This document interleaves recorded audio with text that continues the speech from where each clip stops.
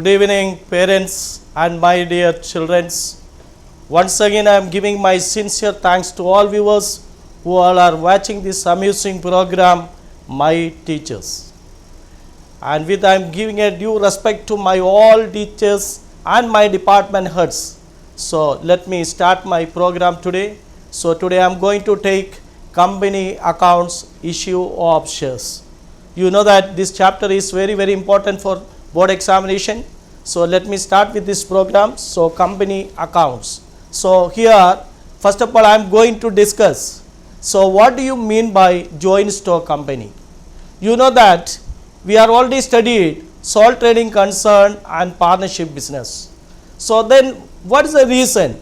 So tell me, what is the reason for the formation of joint stock companies in India? See, answer is very simple.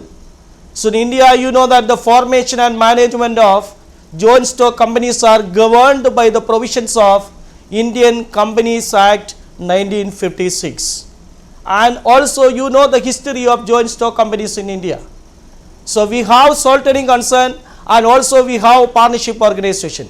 So tell me, what is the reason for the formation of these joint stock companies in India? You know that our earlier classes we have studied sole trading concern and partnership. So tell me, what are the advantages and disadvantages of these sole trading concerns and partnership organization? You know the history of joint stock companies. With the rapid economic development in the 19th century, the size of the business began to increase and owing to need for the establishment of a large scale business unit. And also they want to expand our existing business units. So once again, with the rapid economic development in the 19th century, the size of the business began to increase. They want to start large scale business unit. You can see that now with the rapid economic development and due to the industrial revolution and due to the money revolution, we have good atmosphere to start a large scale business unit. And also we have some problems with partnership organization and sole trading concern. That is why with the rapid economic development in the 19th century, the size of the business began to increase and owing to need for the establishment of a large scale business unit or to expand our existing business unit. But the problem is the existing sole trading concerns and partnerships are found themselves and unable to supply the managerial skill and as well as the necessary capital for the formation of a large scale business unit. In that particular occasion, we formed a large scale business unit or we formed a joint stock company. In India, you know the history of joint stock company.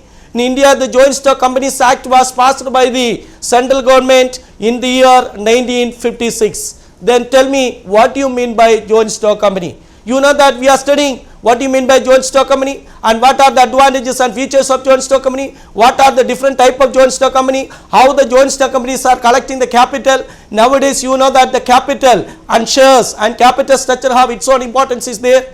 And also you can see day by day we are watching share structure, the fluctuations are there. That is why this chapter is very important to the parents also. They can watch all this share values, the fluctuation, what about different type of shares, that all points that today I am going to discuss. Okay, let me continue one by one. So here, what do you mean by joint stock company?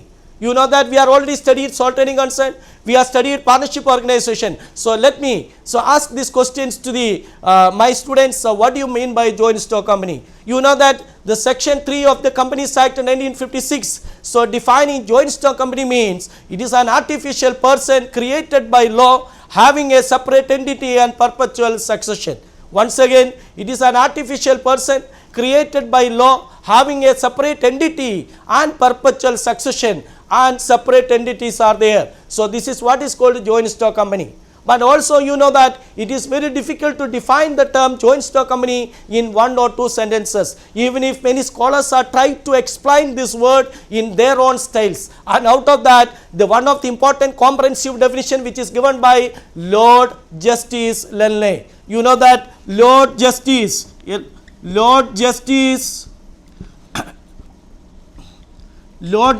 Lenley. So what do you mean by joint stock company? Joint stock company means it is purely a voluntary association or organization of many persons who contribute money or money's worth to a common stock and employ it some trade or business, and who share the profit and losses arising therefrom.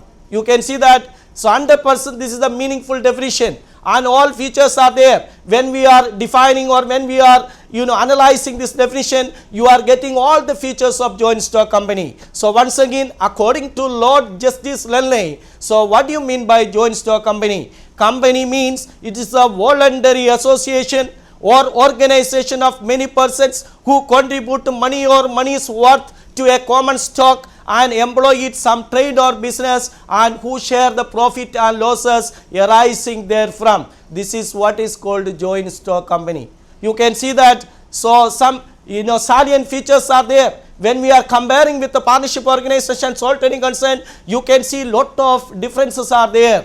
Company is an artificial person created by law, having a separate entity and perpetual succession, and also the life of the company does not depend upon the life of the members. You know that in the case of a partnership organization, one partner dies or partner retires, that partnership comes to an end. But here you can see that the shareholders are staying in different field, and also they are living in different places, even if the shareholders are no more, and also the companies are going on. That means the life of the company does not depend upon the life of the members. And also once again, on the basis of this definition, so let me continue. What are the features of this joint stock company? You know that my definition. So first point is, it is a voluntary association or organization of many persons and who contribute to money or money's worth. That means first point is, it is a voluntary association, and second point is share constitute share capital, and third point is limited liabilities are there, and next point perpetual succession is there, and separate entities are there, and common seal is there. And also you can see over and above, very important point is, company is an artificial person created by law. This all initial my discussion. So what about how these companies are collecting their necessary capital?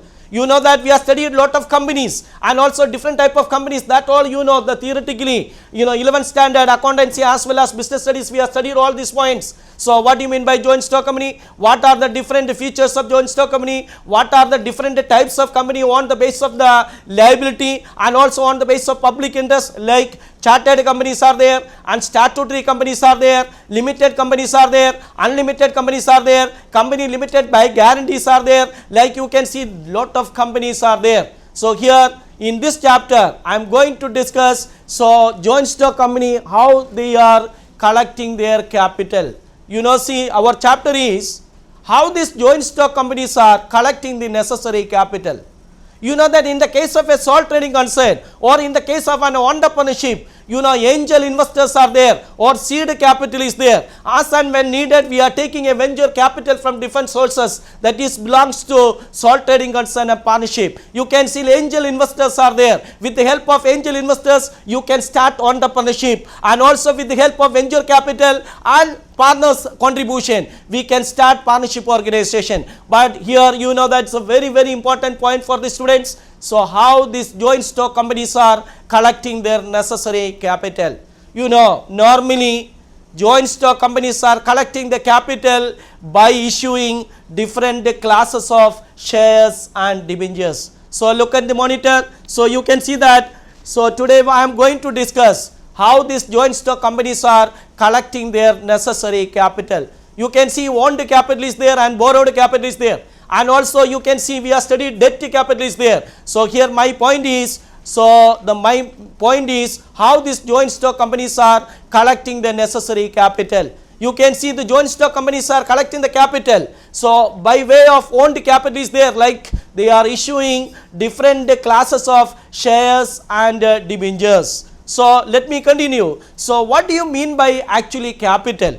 We all people are using the word capital. 11th standard also you have studied the capital. The capital means the amount which is invested by the shareholders, or in the case of a joint stock company, the capital means the amount or the capital which is contributed by the way of giving shares. That is what is called capital, and this capital may be divided into different units, and these units are known as shares. Once again, what do you mean by share capital? share capital means the capital which is contributed by the shareholders in the form of or in the way of shares is called share capital. And also the total capital of the company may be divided into different units, and each and every unit is known as shares. So look at my example. Suppose the total capital of the company may be 1 lakh, and this 1 lakh may be divided into different units like 10,000. So you can see 10,000 shares at the rate of 10. You can see 10,000 shares are there at the rate of 10. So one particular share is equal to, the value of share is equal to 10. That means the unit or value of one share or per share is equal to 10 rupees. So here you can see the share capital is 1 lakh, and that 1 lakh may be divided into different units, and each and every unit is known as shares. The holder of that share is known as the shareholder. You can see the example. The total capital of the company may be 1 lakh, and that 1 lakh may be divided into different units, that is 10,000 shares at the rate of 10. So the total capital you can see 1 lakh. So that means how the companies are collecting the necessary capital. So the company can collect the capital by issuing different class of shares as well as debentures. So the next point, so what are the different type of shares which is issued by the joint stock company? You know, as per Companies Act 1956, the joint stock company can issue two type of shares: A, preference shares, and B, ordinary or equity shares. So once again, the company can issue two type of shares. The first one is known as ordinary or equity shares, and the second one is known as preference shares. These are the different type of shares which is issued by the joint stock company. So here what do you mean by preference shares? The word itself, you know that preference shares, the shareholder is getting a preference to get their dividend, and also the shareholders are getting a fixed rate of dividend, and also the shareholders can withdraw the money at the time of winding up. They are getting a preference. But in the case of an ordinary shares, the rate of dividend is not fixed, and also the dividend rate is depend upon the volume of profit, and this capital we will give back only at the time of winding up. So I think you got the point. I am giving a brief description only. So what do you mean by share? Share is a part of share capital. Different type of shares are issued by the joint stock company. That is what is called ordinary shares and equity shares. And also you can see what is the procedure. So what is the procedure for issuing the shares? You know that. So my students, and whenever we are watching this program, so parents also getting a lot of information from my experience, and I am sharing all these points with you people.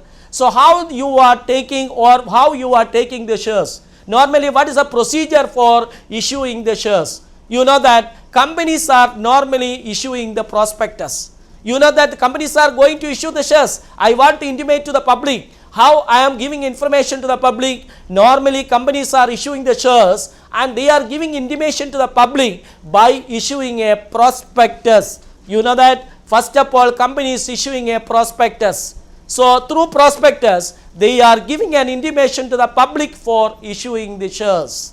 You know, so here one more new point is coming. What do you mean by prospectus? See, my point is the company likes to issue the shares, and that particular point they want to inform to the public by issuing a prospectus. So what is this prospectus? You heard about the word prospectus, company prospectus, and statement in lieu of prospectus. So as per section 36, look at the monitor, section 36 of the Companies Act 1956. So what do you mean by prospectus? Prospectus means it is a notice, or it is a circular, or it is an advertisement inviting deposits from the public, or inviting offers from the public for the subscription or purchasing of any shares and debentures of a body corporate is known as prospectus. Once again, so you know normally the CBSE or Sahodaya examination, you can see 3-mark question they are asking. So define the term prospectus. Prospectus means it is a notice, or it is a circular, or it is an advertisement inviting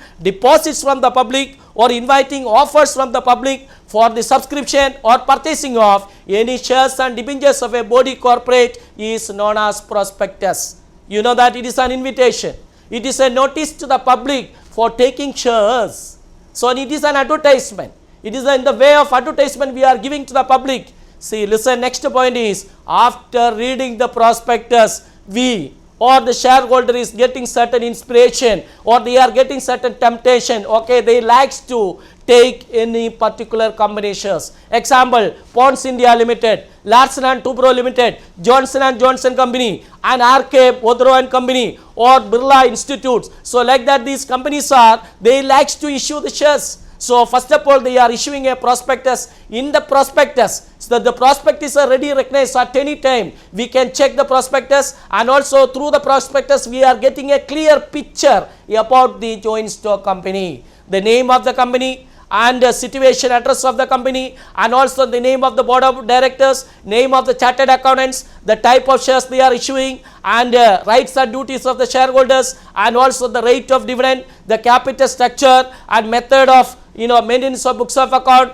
method of auditing, and declaration of auditing reports. So all the details we are getting from this prospectus. After reading the prospectus, A or B is getting a temptation to put their money into a shares. So example, Larsen and Toubro or Ponds India Limited Company, they likes to issue the shares. First of all, they are issuing the prospectus. Suppose A, the shareholder, likes to take the shares, he is reading the prospectus, and also what is the next procedure?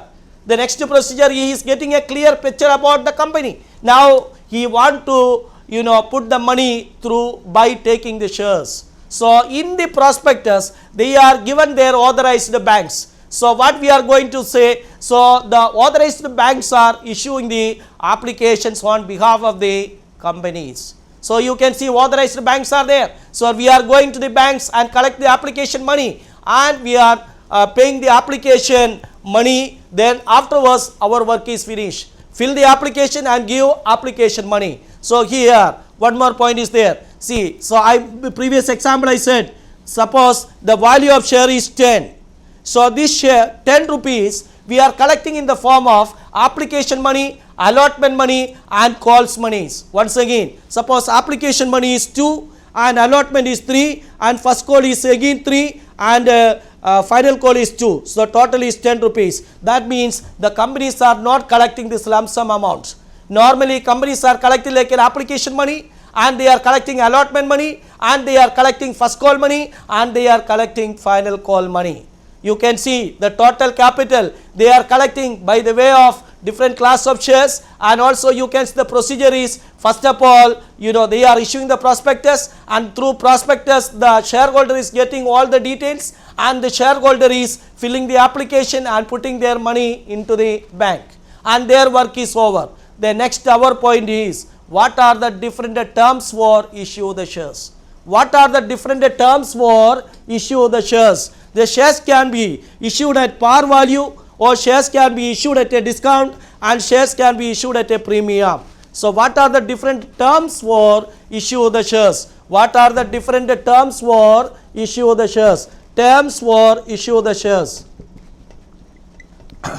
Terms for issue the shares. Terms for issue the shares. The shares can be issued at par value, or shares can be issued at discount, and shares can be issued at premium. So these are the different terms we are issuing the shares. The shares can be issued at par value, or shares can be issued at a premium, or shares can be issued at a discount. So what do you mean by the shares can be issued at a you can see the total the shares can be issued at par value, and shares can be issued at a discount, and shares can be issued at a premium. So these are the different type of method of issuing the shares. What are the different methods for issue the shares? You can see the monitor. Shares can be issued at par value, or shares can be issued at a premium, or shares can be issued at a discount. So what do you mean by the shares can be issued at par value? Suppose, see, the share value is equal to 10 rupees. One share is equal to 10 rupees. The company is collecting only 10 rupees from the shareholder. Suppose one share is equal to 10 rupees, and if the company is collecting only 10 rupees per share from the shareholder is known as the shares can be issued at par value. Then what do you mean by shares can be issued at a premium? If the company is collecting 12 rupees per share. So here you can see 2 rupees is known as premium. It is a capital gain. So then again the company is collecting only 9 rupees from the shareholder. That is what is called the shares can be issued at a discount. You can see the first point is prospectus, and the second point you can see the value of the shares and ordinary and equity shares. These all points I discussed one by one. Now you can see what are the different methods for the issue of shares. So the shares can be issued at par value, or shares can be issued at a premium, or shares can be issued at a discount. If the company is collecting only the face value, only the par value from the shareholder is known as the shares can be issued at par value or a face value. And the second point, the shares, if the company is collecting more than the face value from the shareholder, if the company is collecting more than the face value of the shareholder, that is here 12 rupees, you can see 2 rupees is more than the face value. This is what is called the shares can be issued at a premium. And the third point, the company is collecting only 9 rupees per share. This is what is called the shares can be issued at a discount. So listen, what are the different methods for issue the shares? The shares can be issued at par value, or shares can be issued at a discount, and shares can be issued at a premium. These are the different methods for issue the shares. Then again another point is, so you can see the company's total capital structure. You know, the total capital of the company may be divided into different units, and each and every unit is known as what? Shares. And the holder of the share is known as the shareholder. Then again one more point, what is the total capital, or what are the different capital structure of the company? You can see authorized capital, issued capital, and subscribed capital, and called up capital, and paid up capital, and reserve capital. So this is the capital structure of the company. You can see, so what is the different capital, or briefly explain the capital structure of the company. So authorized capital, and issued capital, subscribed capital, and called up capital, and paid up capital, this is and reserve capital. So this is the capital structure of the company. Okay, let me continue. So what do you mean by authorized capital? You know, the total capital by which company is registered at the time of incorporation is known as authorized capital. So what do you mean by authorized capital? The total capital by which the company is registered at the time of issue the shares is known as authorized capital. Then what is issued capital?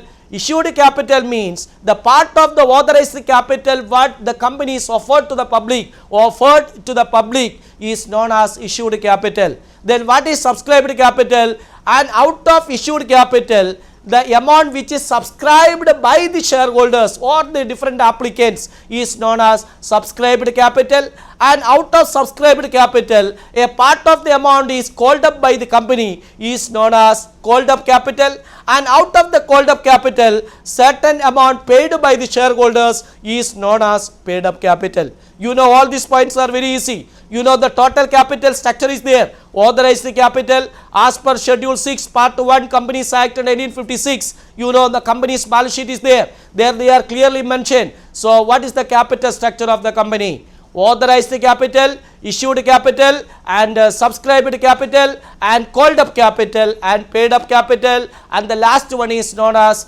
reserve capital. You know, so what do you mean by reserve capital?